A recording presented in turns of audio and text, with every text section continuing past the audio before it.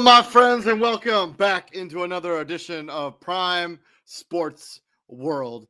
On today's episode of the show, we're going to recap the entire NFL coaching carousel. As of earlier this afternoon, every vacancy in the NFL has now been filled with their new head coach.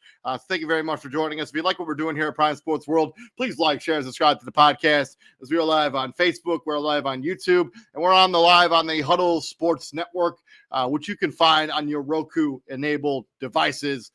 Thank you, Aunt Judy, for checking out the podcast. Always appreciate your support.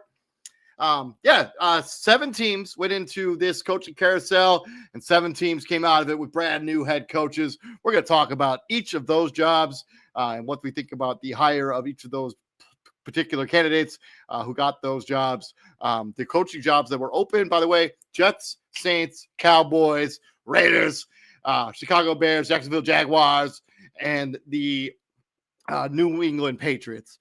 But yeah, let me know down in the comment section what you thought about all the individual hires. If you thought that the teams hired the right guy for the right job. We're just going to break down all the credentials of the guy, talk about what we liked and what we didn't like. But yeah, 2025 NFL coaching carousel. Let's get into it.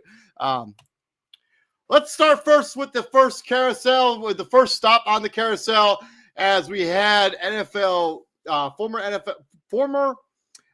Tennessee Titans head coach Mike Vrabel is now the New England Patriots head coach. He replaces Gerard Mayo, who was given one full season before he was given the boot.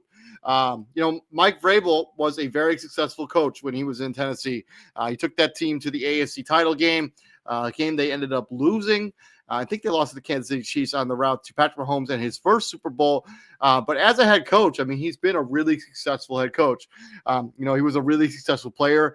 He won 3 Super Bowl trophies as a member of the New England Patriots between 2001 and 2008. As a whole, he spent nearly 13 years in the National Football League, playing for the Pittsburgh Steelers, 7 years with the New England Patriots, and then final 2 seasons were in Kansas City. And then he started out his career as a head coach. I mean, he started in Ohio State, linebackers coach in 2011, and then, got promoted to defensive line coach. He was linebackers coach for the Houston Texans, defensive coordinator for the Houston Texans in 2017. Then he was the head coach of the Titans for 2018 to 2023. He was also the coaching and personnel consultant for the Cleveland Browns in 2024, and now he becomes the New England Patriots 2025 head coach as he replaces Gerard Mayo. Okay. Mike Vrabel, many people don't really like the way that the New England Patriots handled this with the way they fired Gerard Mayo. But I mean, Mike Vrabel, as soon as it was announced that this job was going to be open, they're like, yeah, Mike Vrabel's getting this job. I work with a coworker named Logan, who is a New England Patriots fan, and he told me right away. He was like, yeah, this is going to be Mike Vrabel's job. And we kind of took bets of like how soon the job would be. They would hire their new head coach. It did not take long at all, for sure. They bring, they couldn't get Ben Johnson. I mean, I don't know if they really tried, but Mike Vrabel, they bring back Josh McDaniels to be the offensive coordinator for this team. He's got a lot of history with the New England Patriots. He's been a really successful offensive coordinator for this team over the last year. Lions former defensive line coach Terrell Williams will be the defensive coordinator. Gerard Mayo was fired after the Patriots head coach on January 5th after leading the team to a 4-13 record in just the one season.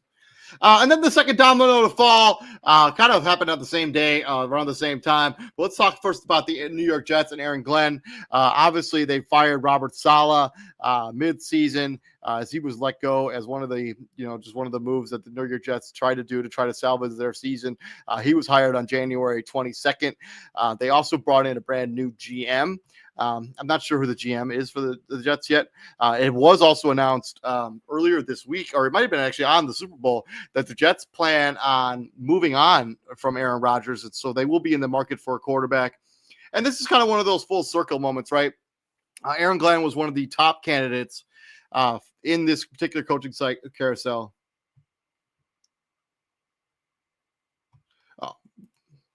He was one of the top coaching candidates in this particular coaching carousel. He played for the New York Jets. He was the 12th overall pick back in 1944. He played 8 seasons for the New York Jets, and now he gets to come back and coached the team that he originally played for. He entered the NFL coaching ranks in 2014. He worked for the Browns for 2 years before coaching the defensive backs for the Saints 4 or 5 seasons. Glenn took over defensive coordinator position in 2021.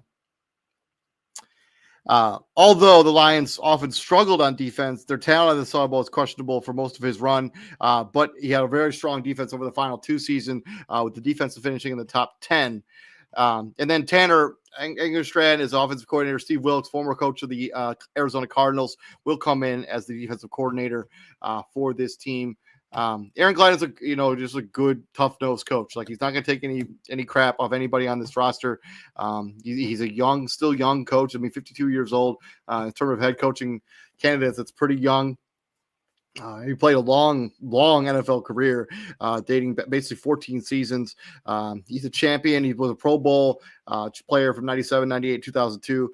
Technically never a champion, but this is a good football player and should be a fantastic head coach for the New York Jets as he takes this job and moves into that coaching position.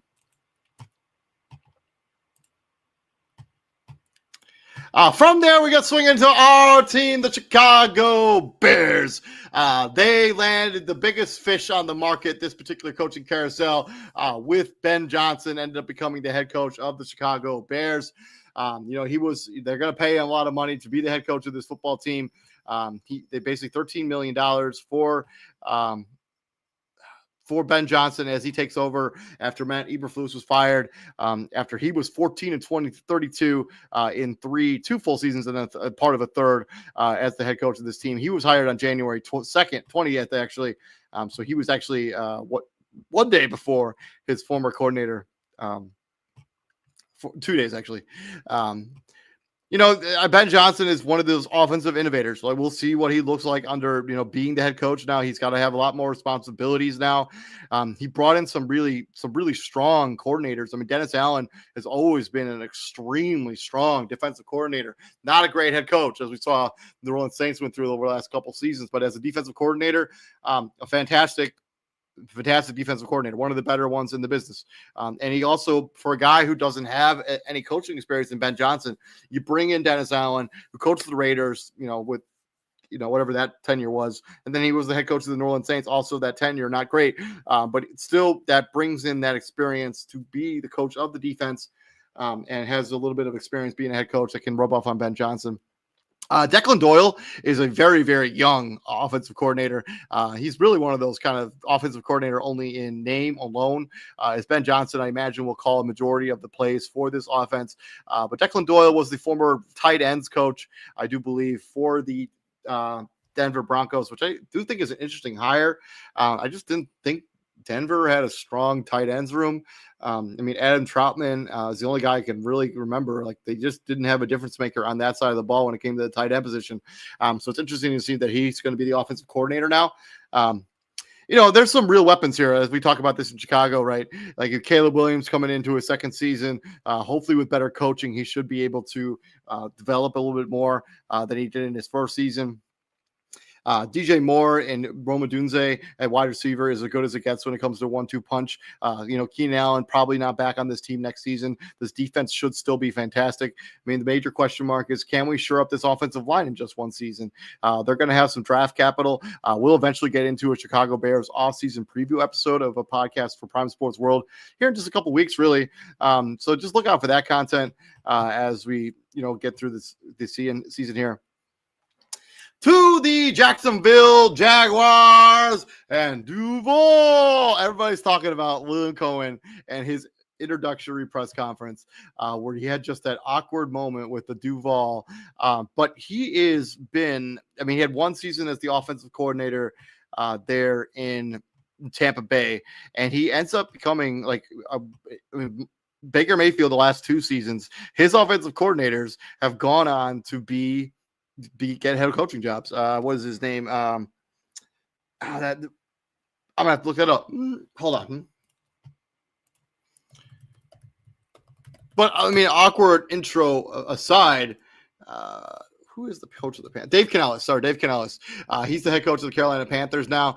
He was the offensive coordinator for the Tampa Bay Buccaneers when kind of Baker Mayfield had his resurgence.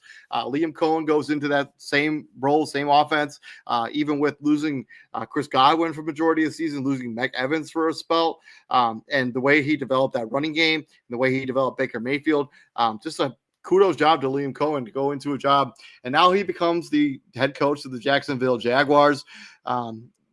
He originally pulled out of this job for the running for the Jaguars because he didn't want Trent Baalke to be his GM.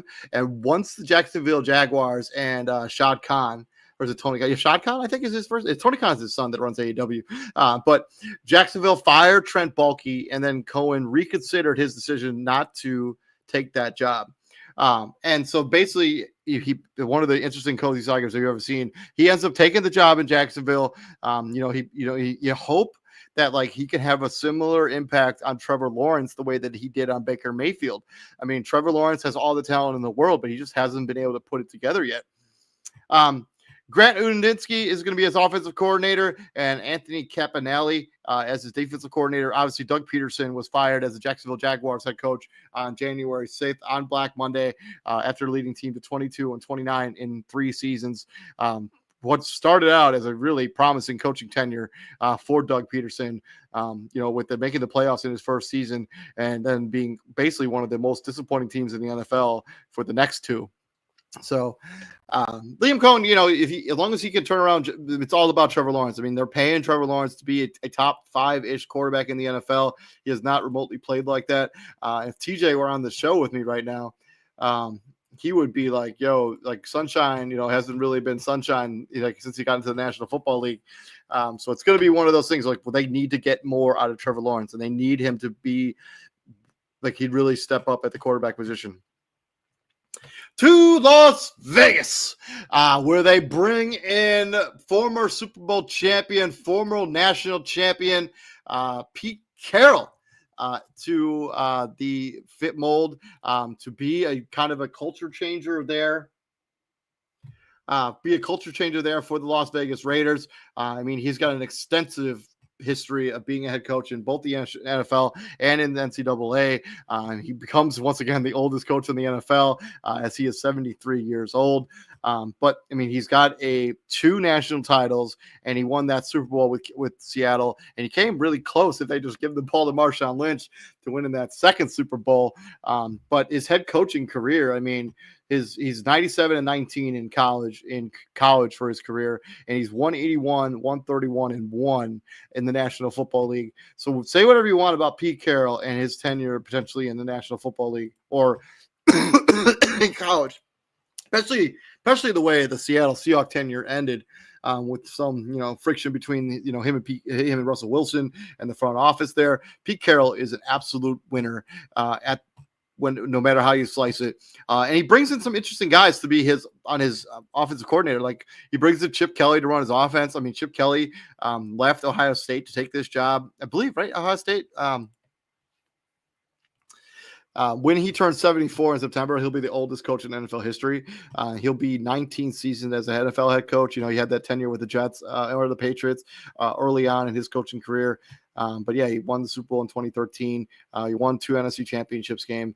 They made the playoffs 10 times in 14 seasons as he was the head coach of the Seattle Seahawks. And then Patrick Graham comes in as defensive coordinator. Antonio Pierce was fired as the Raider head coach on January 7th after leading team to a 4-13 record after basically he had 1 full season.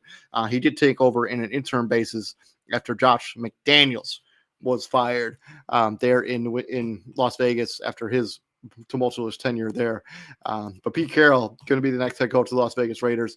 It brings some stability to a team that normally doesn't have much. To the Dallas Cowboys. They have hired Brian Schottenheimer, the son of the legendary Marty Schottenheimer. They hired him on January 24th. Dallas decided to move on from Mike McCarthy as he did not have contract past this season. Schottenheimer, they chose to promote him. If you haven't seen the Jerry Jones press conference where he announced Brian Schottenheimer as the head coach of this football team, it is unhinged as it gets. He basically was like, "Oh, nobody said I should do this. I'm betting on myself," and it is a super unhinged press conference. But Brian Schottenheimer has been the head coach of this Dallas, or the offensive coordinator for this Dallas Cowboys team, as they've taken major step forwards. With this offense. I mean, they had a top 5 offense in 2023. But they were not as good this most recent season, even with Dak Prescott. They were 22nd in yards, 17th in points per drive, but they did have a top 5 offense when this offense was absolutely humming in 2023. He became the offensive coordinator in 2023 and has been part of this organization for for at least 2 seasons. Dak Prescott will be back. There are many other questions on this Dallas Cowboys team. Where talking about the defense, talking about the offensive line, talking about running back, but it should be okay at the head coaching position. Brian Schottenheimer should be a pretty steady force. But the other thing that I'm sure that Jerry Jones really liked about Brian Schottenheimer, he kind of fits the mold of a guy that Jerry Jones and the Dallas Cowboys would hire. He's kind of that yes man. The guy is going to be yes sir, no sir, is going to listen to what Jerry Jones wants this team to look like and wants them to play like. And I think that's evident by this particular hire, because nobody predicted that Brian Schottenheimer was going to be the head coach of the Dallas Cowboys. Nobody. So I guess we'll see. Only time can tell. I mean, he may have found a real gem when it comes to Brian Schottenheimer. He comes from an extensive coaching tree. I mean, Martin Schottenheimer coached in the NFL for a long, long time. So kudos to Brian Schottenheimer getting your first head coaching job. Hopefully it works out for you. He hired Clayton Adams as offensive coordinator, Matt Eberflus to run the defense. Another example of a guy who not a great head coach, but is an excellent offensive coordinator or defensive coordinator, as we saw his tenure in Indianapolis when that defense was humming for the Indianapolis Colts. And then Mike McCarthy and the Cowboys agreed to part ways on January 13th after the coach led them to an 84-49 record over 5 seasons. Many people were surprised that Mike McCarthy didn't get a new job this coaching cycle, but I imagine next season he'll probably be up for one of those jobs, and he'll get a job at that point. Probably. Speaking of a job that many people thought that Mike McCarthy was eventually going to get, we're swinging into the most recent hire, and the one that happened the most recently. It's the New Orleans Saints and their head coaching hire. Fresh off of that Super Bowl victory, Kellen Moore is now going to be the head coach of the New Orleans Saints. He was hired this afternoon. Because of the way these things worked out, they had to wait until Kellen Moore's playoff run was completely finished. We have known that he was going to be the head coach of this football team for quite some time, but this became official today. He was like boy wonder, as TJ points out, talks about a lot when we do stuff about this particular topic. He was boy wonder. Like, he was one of those hot shot. Like, many people thought he was going to take the Dallas Cowboys job. Like he was going to take over for was it Jason Garrett? I think like they were just going to promote boy wonder, and he had really good tenures with the Dallas Cowboys with 4 seasons there. And then obviously winning that 1 year with Philadelphia Eagles, where he led this offense, like redefined what this offense was with Saquon Barkley and with this fantastic offensive line. And he's led 10 top 5 offenses for 4 seasons as of his 6th offensive coordinator. He did have a really rocky stint with the Chargers that one season under Brandon Staley, but that team was destined to fail. Justin Herbert gets injured early in the season, and Brandon Staley at the head coach of this football team. And funny enough, Brandon Staley is going to be going back to his old boss, back to the well there, and bring in Brandon Staley as the defensive coordinator. They have not mentioned who will be the offensive coordinator for this football team. So I guess we'll have to wait and see on that front. But yeah, I mean, Kellen Moore, we always kind of knew he was going to eventually be a head coach. He was really good for Boise State at the quarterback position, and he was really a fantastic coordinator for 5 seasons, 5 of 6 seasons that he was an offensive coordinator in the National Football League. There is some crazy uncertainty on this offense with Derek Carr. Like, what do you do with him? Do you waive him? Do you try to trade him? You need receiver help. This offensive line isn't really all that good. So it's going to take some time to rebuild this offense. And the defense has always been a strong part of the New Orleans Saints. They kind of fell off a little bit last season, based on the fact that they had to play a ton. And then, Dennis Allen, as we mentioned earlier, was fired as the Saints head coach on November 4th. He led the team to 18-25 seasons, 18-25 record in 3 seasons. As you do remember, Sean Payton kind of retired kind of out of nowhere, and then Dennis Allen got this job. Many people said that Dennis Allen shouldn't have returned this most recent season. He obviously did. The tenure did not work out well for him as the New Orleans Saints head coach. So, just speaking of GM candidates, so the Jacksonville Jaguars, so there's only one GM candidacy available in the National Football League right now, and it is the Jacksonville Jaguars, after they fired Trent Baalke on January 22nd, leading the team to 25-43 record over 4 seasons. And just the draft record there, just not great. The Raiders hired GM John Spytek as their next general manager. He was the Bucs director of player personnel since 2016, so he's been involved with Tom Brady, who's now part of owner of that football team. The Jets hired Darren Mugi. I'm sorry if I'm butchering that last name. I'm not sure how to pronounce it. As their next general manager on 24th. After a short career as NFL as a player, he's been part of the Denver Broncos scouting team since 2012. So he's going to be part of the decision that ends up being with Aaron Rodgers, as we know. They decided to move on from him. Tennessee Titans are going to have a new GM. Mike Bronganzi is the next general manager of the Tennessee Titans. He spent some time recruiting coordinator in college. He was part of the Kansas City Chiefs, player personnel in 2009. So he's been around the league a little bit. So all of the coaching and GM vacancies have now been filled outside of that Jacksonville Jaguar job that I just mentioned. But yeah, if I had to give a grade for each hire, let's start at the top. Mike Vrabel going to New England. I think this is a solid B plus. I think once we knew that coaching job was going to be available, I think many people expected Mike Vrabel would get that job when it was all said and done. Aaron Glenn for the New York Jets, another B plus for me as well. I just think the history there for the New York Jets, and the fact that they got one of the hottest names in the coaching carousel. Aaron Glenn should have a no-nonsense attitude and should give this team some stability as they look to move on from Aaron Rodgers and the circus that was, as we'll see what ends up happening with some of the other team players on their team. But that's more of an offseason stuff. Ben Johnson, A+. Might be a little bit biased there, but I love Chicago. They had to basically get the big fish. Ben Johnson is what they needed as an offensive guy. He's one of the best offensive minds in the National Football League. So hopefully it ends up working out for us in the Chicago Bears. Jacksonville Jaguars and Liam Cohen. Yeah, I'm going to give this a solid B. He inherited Dave Canales' team, but they did get better on offense. And the Jacksonville Jaguars, they kind of bent at the knee for Liam Cohen. They fired their GM, which they should have done anyways. Let's be real. And then now Jacksonville has Liam Cohen as their head coach. I'll give this a B. Las Vegas and Pete Carroll. I'll give this a B as well. I think he just changes the culture there in Las Vegas. I think he's he just brings an energy and an attitude that they didn't have before. And Las Vegas has needed that basically since they got to Vegas. They have just been okay. Dallas and Brian Schottenheimer, I'm going to go C+. You Dallas Cowboys fans may not like it, but I just don't think Brian Schottenheimer should have been the head coach of this football team. And he may end up proving me super wrong.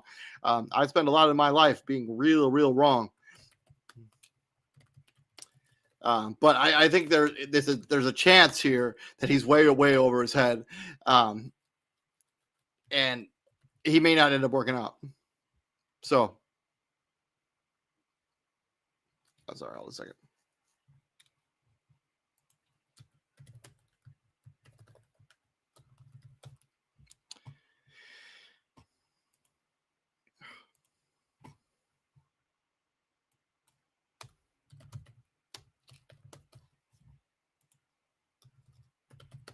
So I usually like to have somebody with me because I'm able to look up stuff as I go through things. But So yeah, and then I think there's a real possibility that may not end up working out. It could end up backfiring on the Dallas Cowboys and Jerry Jones. And part of me kind of hopes it does, because he needs to really take a deep look and like look at how he's been, um, running this team, because it hasn't been good. I mean, we talk about it all the time with the Dallas Cowboys. And then the Saints and Kellen Moore. I mean, they waited out. They basically lost out on all the other great head coaching candidates. Mike McCarthy announced that he doesn't really want to. He doesn't like. And I think there's a lot of hesitancy by a lot of candidates to coach this team based on the uncertainty at the quarterback position, and that's real. I'm going to go B- for Kellen Moore. He was the offensive coordinator for a great Eagles team. And I think anybody could have been the offensive coordinator for that particular, basically Saquon Barkley run for 2,000 yards and those weapons on the outside of that offensive line. So I'm going to go B- for Kellen Moore and the New Orleans Saints. And I'm sorry, fans, if you don't like that analysis. Let's talk about best and worst hire here at Prime Sports World. I'll go best hire. I'll try not to be too biased here, but I do think Ben Johnson is the best hire of this particular coaching carousel. I think that he just adds an energy. If you watch his his introductory press conference, he just brings something that the Bears have been desperately looking for. And it's not that often that the Bears get the big fish. Like usually we end up having to settle for like the lesser guy. Not this time around. We got the guy we wanted. And then worst hire, I kind of already talked about when I did the grades. It's Brian Schottenheimer to the Dallas Cowboys. I just don't think that's a good hire. I mean, he may fit the mold of what Jerry Jones wants in a head coach, but I think there's a real possibility that it just doesn't work out in Dallas, and he ends up becoming, a one and done potentially. So let's talk about crystal ball time. It's time for us to look into our crystal ball. Will any of these guys last only one season? We've seen that a couple times here in the National Football League with a guy like Gerard Mayo, basically got one season to coach the New England Patriots after he got fired. Antonio Pierce, I know he got an interim job for the Las Vegas Raiders, but this was his first full season. He's out at that job. And over the last couple seasons, I mean, Steve Wilkes, who I talked about earlier in this show, only got one season in Arizona before he was shown the door.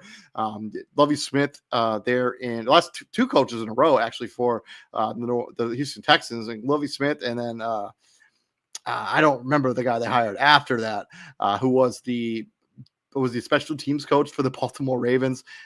He only made it one season there. If I had to pick a guy that I think has potentially could only make it one season, I think it's Brian Schottenheimer. You know what? Actually, I'll go Kellen Moore. Actually, I know the Saints have kind of had a history, because I don't think Dallas is a one and done team. I just don't think they're going to fire a guy after one season. Urban Meyer only got one season. I think of the two guys, I think there are two guys that could potentially out one season. I mean, the Jacksonville Jaguars and Liam Cohen. If that doesn't work out immediately, I think they're going to pick Trevor Lawrence over Liam Cohen. And the Cons have all stupid money, so they don't really care if they have to pay a head coach to just be on their books for a couple more seasons. And then, Kellen Moore, if they're not able to really revitalize that offense and get that offense really humming, I think they could potentially be a GM change there for the Saints, as that situation hasn't really worked out for New Orleans in the last few seasons, as they've been in cap purgatory for majority of that time, given the contracts that they've given out over the last couple seasons. The new GM may want to go in a different direction as head coach. So Kellen Moore, I think those two guys, I think, are the only ones that I could see being one and done in their respective jobs, Jacksonville and New Orleans. Let's talk about first coach fired next season. You hate to kind of speculate and kind of talk about this, but it happens every season. You have coaches that get fired mid-run and don't return, don't make it through the whole season. This most recent season, we saw that with three different guys. We saw Robert Saleh get fired. We saw Dennis Allen get fired, and we saw Matt Eberflus get fired. When it comes to this upcoming season, I think it's tough to really talk about a guy that I think could get fired. I mean, I think there's a real possibility that Brian Daboll could potentially get fired. He's one of those guys that, like, I was just surprised that they brought him back this season in the first place. So, I mean, Brian Daboll is one of the guys that I think in one of those scenarios where I could see a scenario where he gets the boot mid-season, especially if the Giants, we all expect them to not be all that good.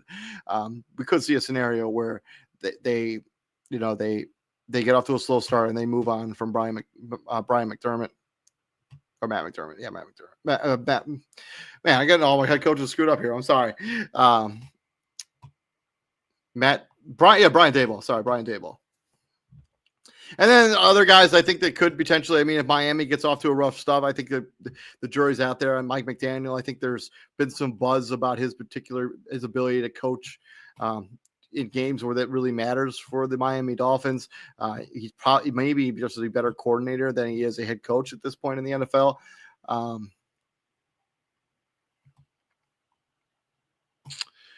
Just going through the list, some other guys I think could be on the hot seat. Shane Steichen in Indianapolis. If they're not really able to develop Anthony Richardson this season, they've just kind of been middle run of the pack. They've been 17-17 in his 2 seasons as the head coach of the Indianapolis Colts. And then 2 guys in the AFC North that I think could be potentially on the hot seat. Ooh, bless me. Thank you. I think there's some conversation that could be had around Zach Taylor, especially if they end up having one of those slow starts that we see out of the Cincinnati Bengals almost every single season. He's 46-52. There was some real conversation before they got on the run that they've been currently on, or they were to wrap the season, that he was potentially going to get fired on Black Monday. But Cincinnati, won out. They ended up the season with a winning record. But if that same narrative around Cincinnati, where they just start off slow, I could see a scenario where Zach Taylor is given the walking papers. And then it's Kevin Stefanski for the Cleveland Browns. And why don't I put an asterisk next to that? Because we don't know who the quarterback is going to be for the Cleveland Browns next season. Deshaun Watson had a setback when it comes to his Achilles. Not to mention he hasn't been remotely good for them.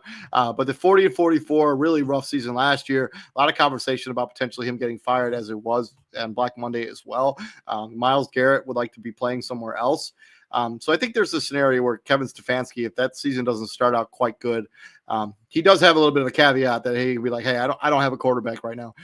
So if you got to give me a little bit of a break here. And then my last guy, I'll go Raheem Morris, 8-9. He got the 1 season there for the Atlanta Falcons.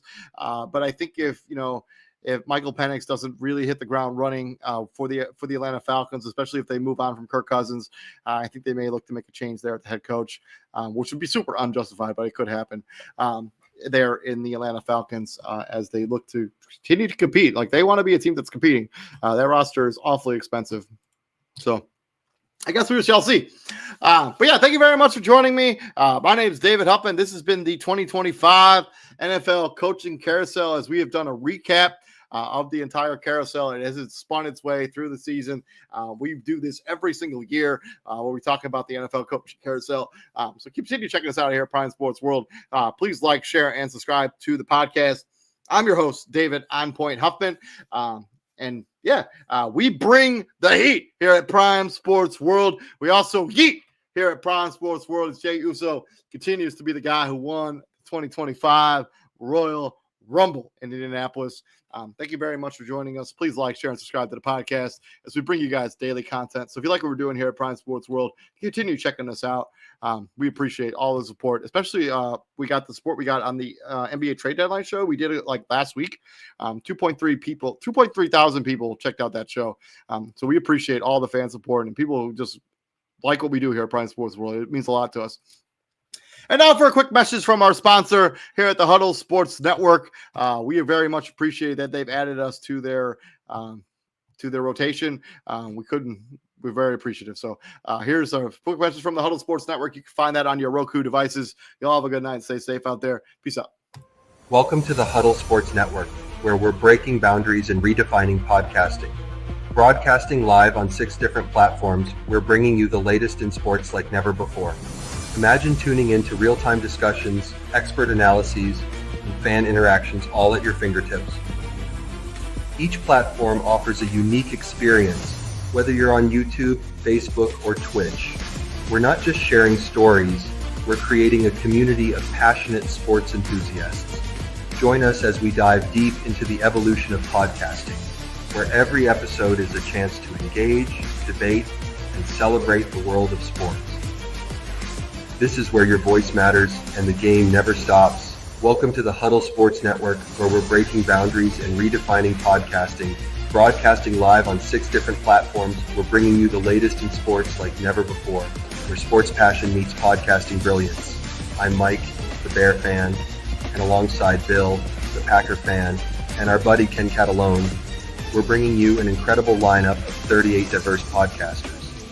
Each one brings their unique flavor to the table, covering everything from game analysis to behind-the-scenes stories. Imagine diving deep into the minds of experts who live and breathe football, sharing insights that you won't find anywhere else.